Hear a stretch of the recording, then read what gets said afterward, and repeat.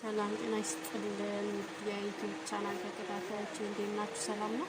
ዛሬ ቻይና ምግብ በማሳያችሁ እንዴት እንደሚሰራ እዚህ ጋር ፍልፍል ሮሚ ያለ ፋሶሊያ፣ እዛ ጋር ካሮት፣ ቲማቲም፣ ነጭ ሽንኩርት፣ ዝንጅብል፣ ቀይ ሽንኩርትና ቃሪያ፣ ሩዝ፣ ጨው፣ ክሮሞ፣ ጥቅል ጎመን፣ ሶዶሪያም፣ እዚህ ጋር የዶሮ ስድር አለ አብረን እናያለን።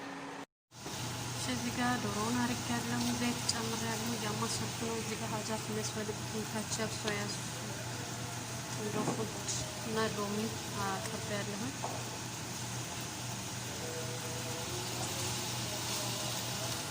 ሽንኩርት ጨምሬያለሁ።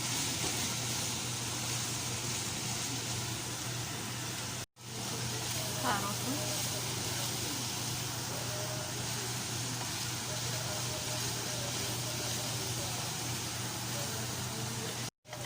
ፋሶሊያውን ጨምረን አማስለን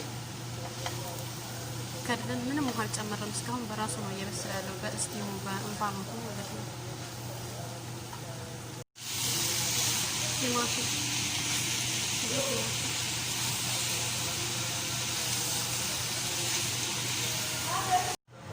እዚህ ጋር ከቸብ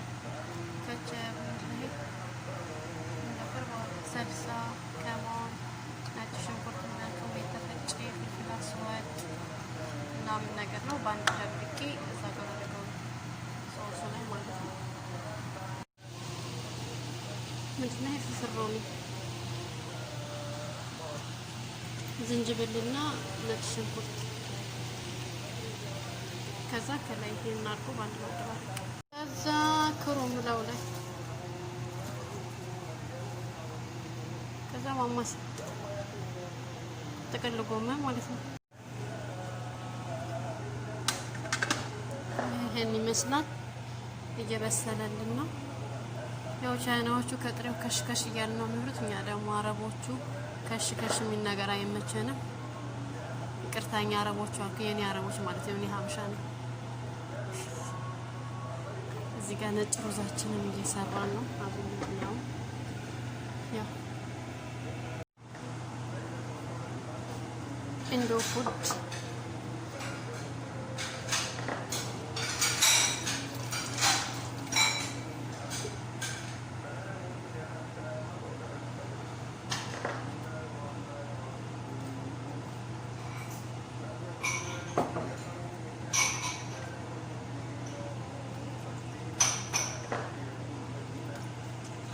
ይሄው ግን ይመስላል። ይሄ ሲበስል እንገናኝ።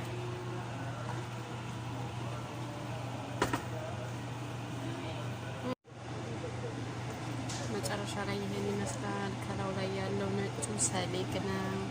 ሰሊጥ ነው የሚባለው፣ ሰሊጥ ማለት ነው። ይቅርታ። ከወደዱ ለወዳጅ ዘመዶ ሼር ያርጉ፣ አስተያየት ይስጡ፣ ሰብስክራይብ ያድርጉ። መልካም ጊዜ